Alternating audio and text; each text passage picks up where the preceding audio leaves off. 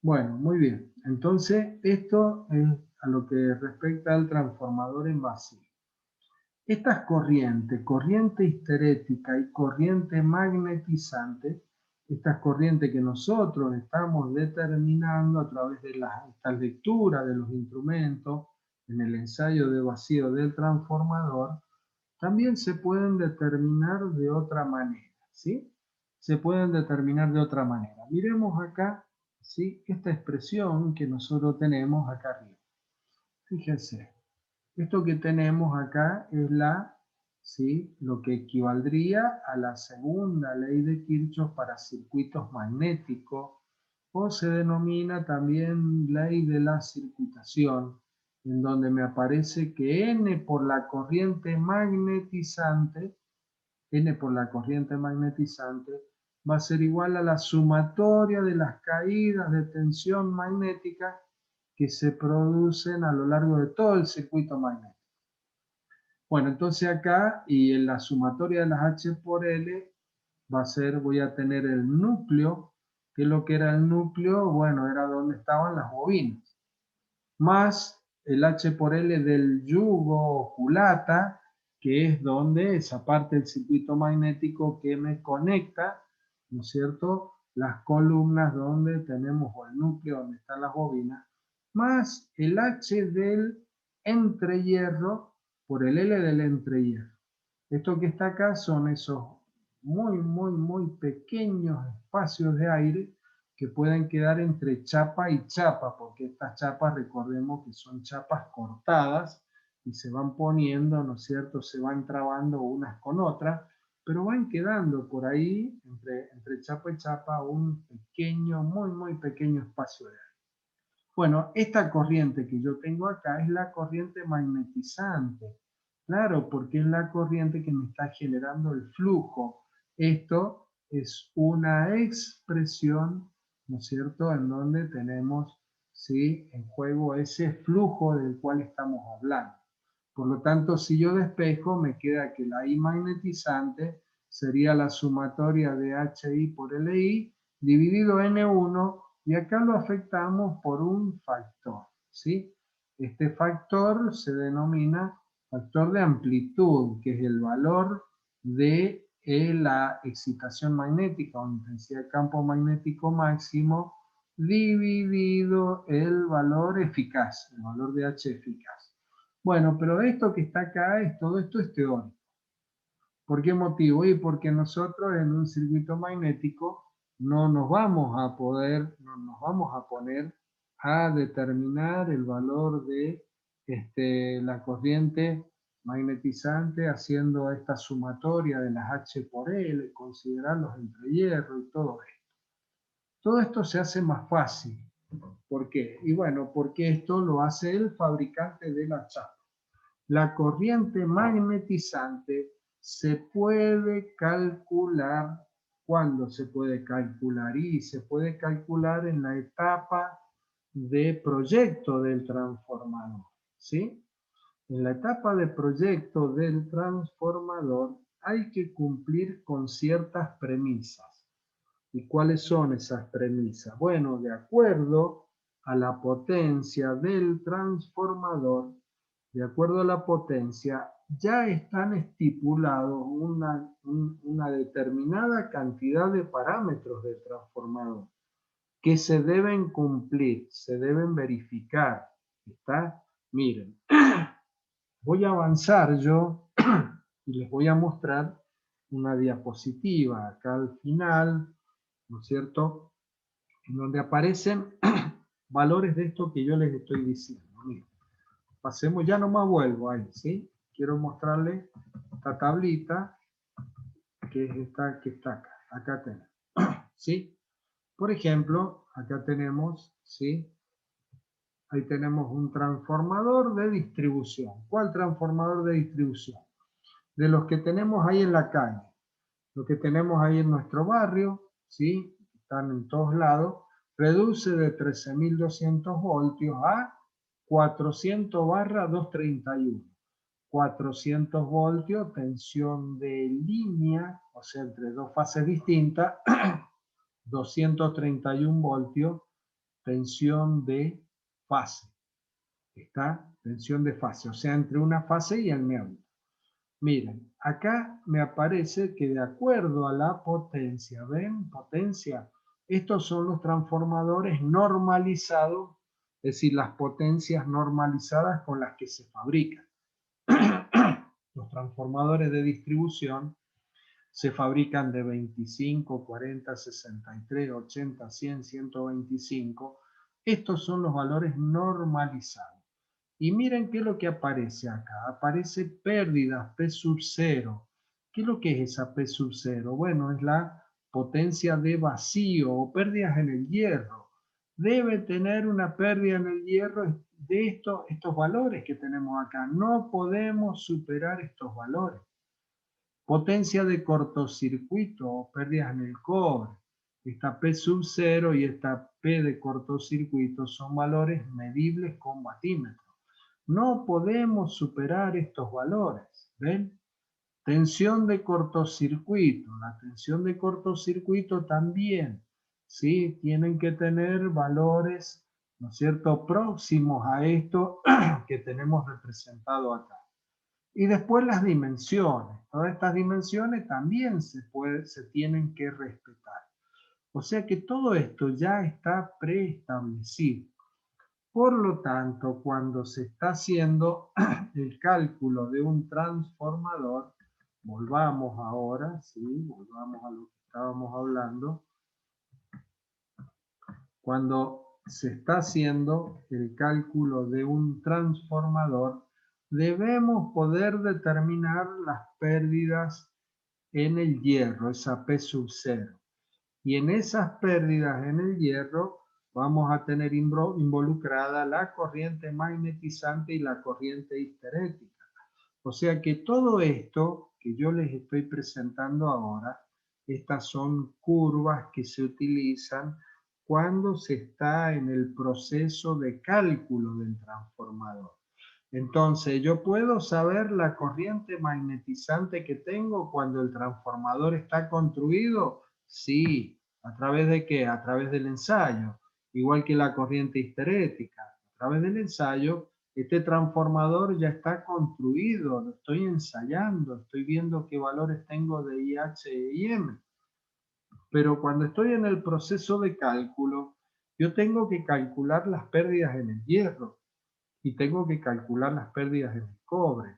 Entonces debo también ahora saber qué corriente voy a tener, qué corriente magnetizante, qué corriente histerética para luego poder determinar las pérdidas. Bueno, entonces eso se hace de una forma muy práctica a través de curvas que da el fabricante de la chapa. Ven acá, volt-ampere por cada kilogramo.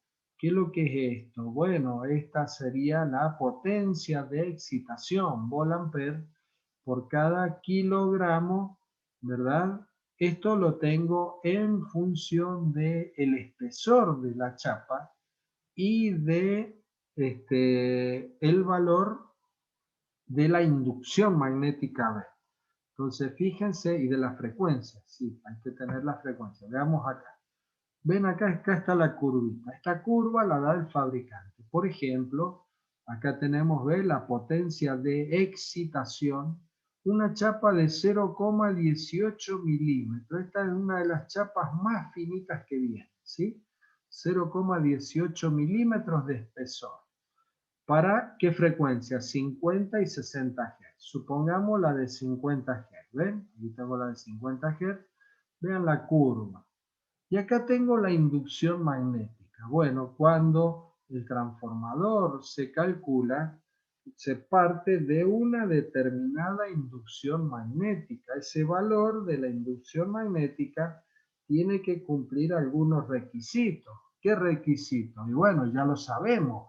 El transformador no se tiene que saturar. Por lo tanto, un valor de inducción magnética normal al que trabajan los transformadores es 1,6 Tesla.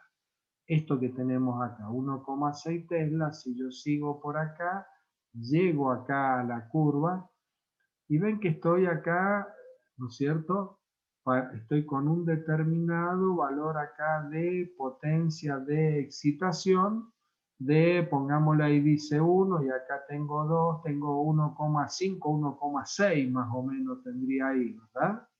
¿Esto qué es lo que son? Son volt-ampere por cada kilogramo. Entonces, fíjense que ese valor es este que tengo acá. Ahí tengo los volt-ampere por cada kilogramo.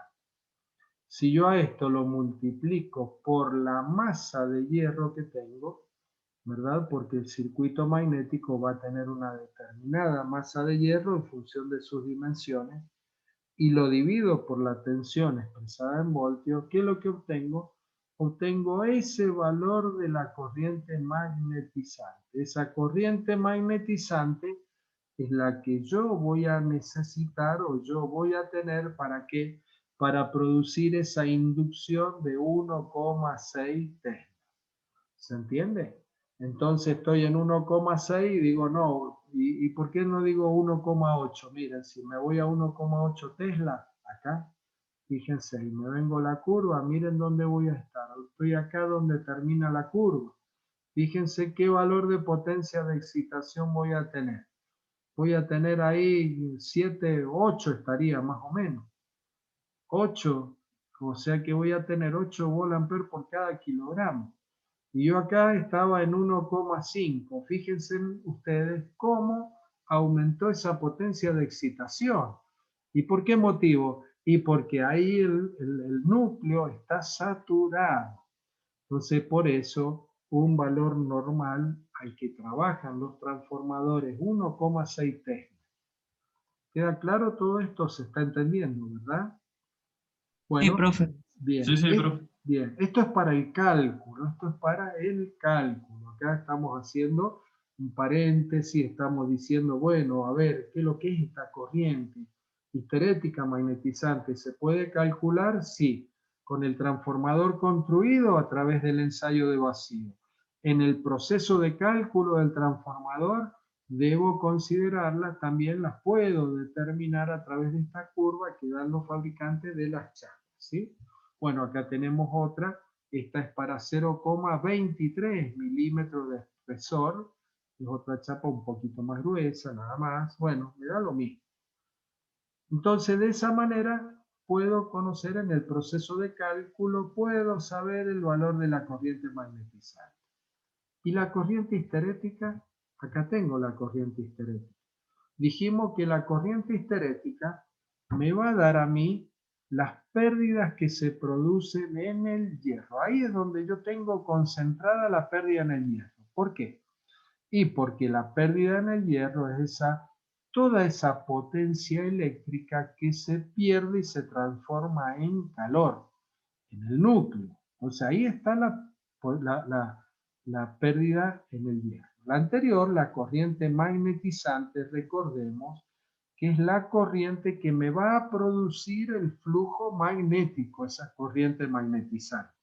En cambio, la corriente histerética es la que al circular por la resistencia R0 me va a generar y me va a producir pérdidas, y esas pérdidas son pérdidas por efecto Joule, o sea, pérdidas en calor directamente. Entonces, acá tenemos la pérdida en el hierro es el producto entre la corriente histerética y la tensión nominal.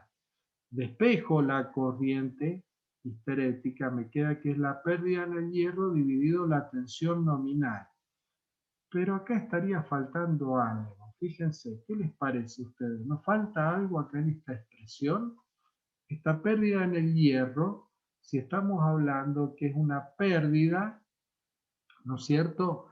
Es una potencia perdida que se transforma en calor, estamos hablando de una potencia útil, de una potencia activa. Y la potencia activa es U por I por el coseno de phi, ¿verdad? O sea que acá me estaría faltando el coseno de phi. Claro, ojo, pero ¿qué phi? Cuidado con esto, ¿eh? Es el ángulo de desfasaje que yo tendría entre la corriente histerética y la tensión nominal. ¿Está claro? ¿Y cuánto es el ángulo de desfasaje entre la tensión nominal y la corriente histerética. Y recién lo vimos en el diagrama vectorial. El diagrama vectorial lo acabamos de ver. Acá tengo la corriente histerética y acá tengo la tensión aplicada o la tensión nominal. Vuelvo a repetir, el ángulo de desfase entre la tensión y la FEM no alcanza a 1 grado, ¿sí? Puede llegar a ser 1 grado como mucho. O sea que el ángulo de fase que yo voy a tener entre la corriente histerética que está en fase con la FEM y la tensión es un ángulo, también es el mismo ángulo, ¿sí? Menos de 1 grado, por lo tanto el coseno, ¿sí? Ese coseno va a ser prácticamente igual a 1. El coseno de, ¿sí? Coseno, saquen ustedes coseno de 1 grado y me dicen a ver cuánto les da. Me va a dar de 9,999, ¿me explico? Entonces por eso que acá no aparece ese coseno, ¿está? Porque la corriente histerética y la tensión están en fase.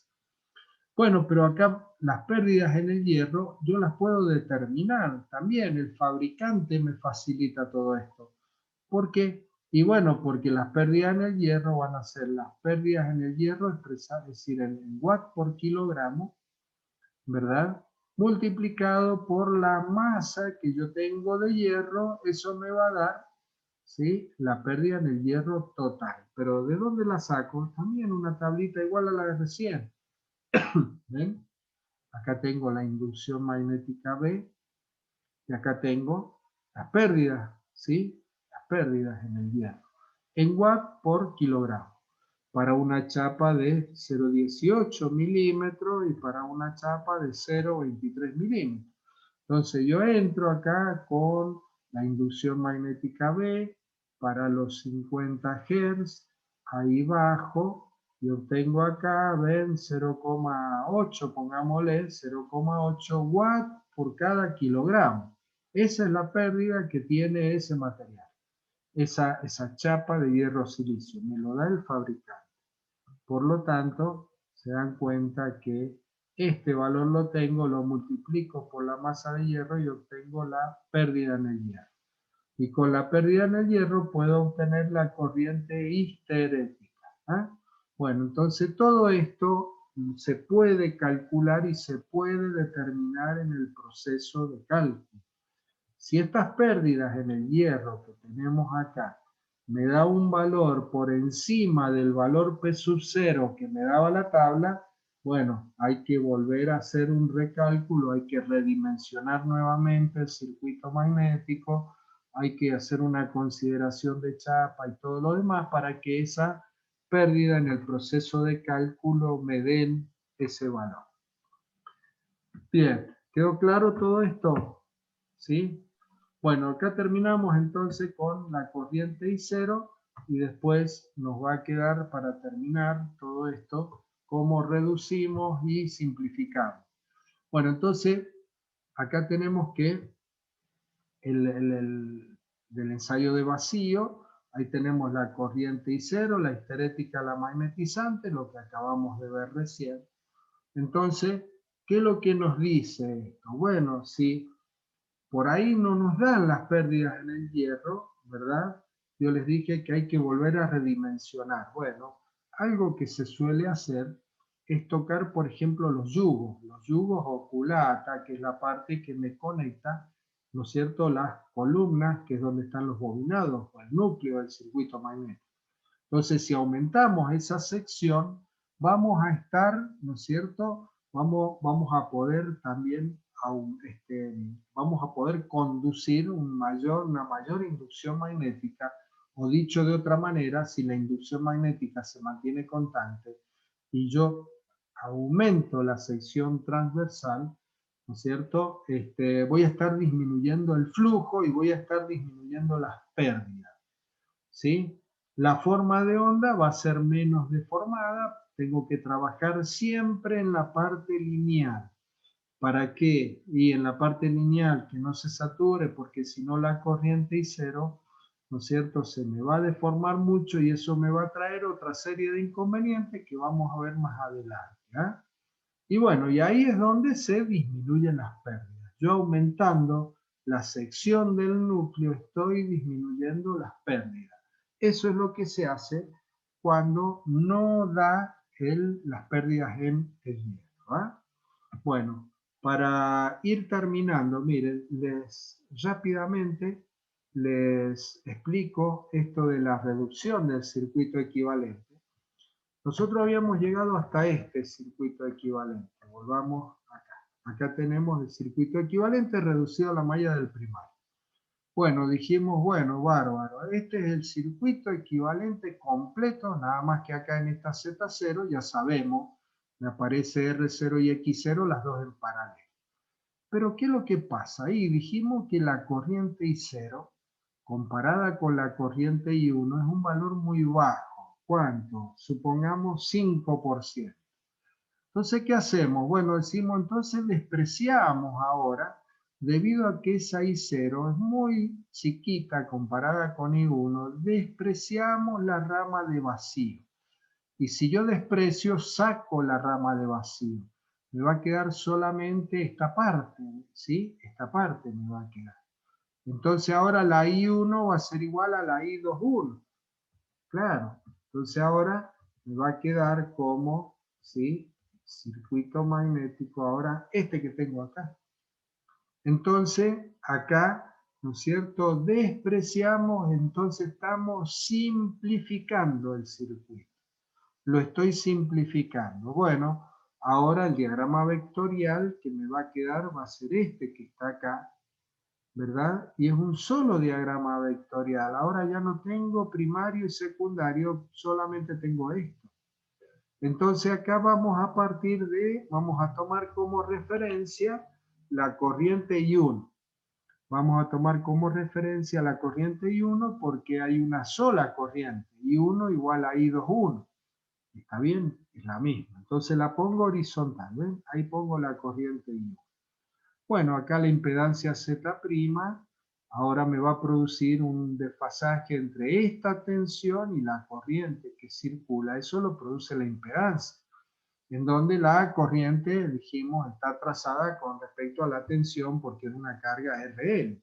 Entonces ahora represento ahí U21.